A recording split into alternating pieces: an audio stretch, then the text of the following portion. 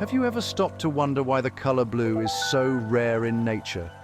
Think about it. When you walk through a forest or a garden, you see endless shades of green, splashes of red, bursts of yellow. But blue, that's a color you almost have to hunt for. Let's start with flowers.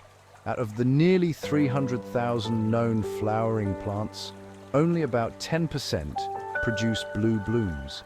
And when it comes to animals, blue really doesn't show up much at all. You might spot a blue butterfly or a bird like the blue jay. But if you look closely, the trick is they're not actually blue. Here's the science behind it. Most natural colors we see come from pigments. Green, that's chlorophyll in plants, reds and oranges, carotenoids, yellows, flavonoids. But blue?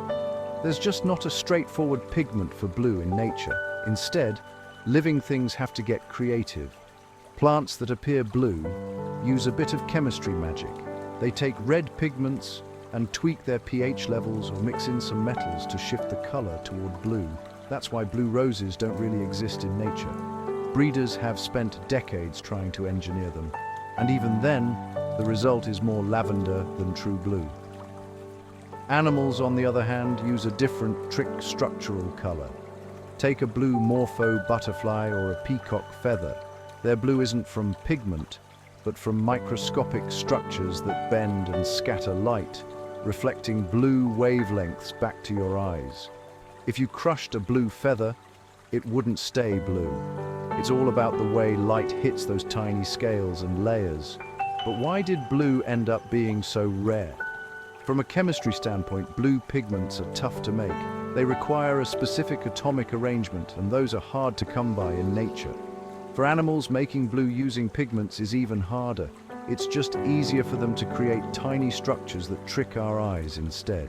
And maybe that's why blue stands out so much to us. Think of the blue sky or the deep ocean.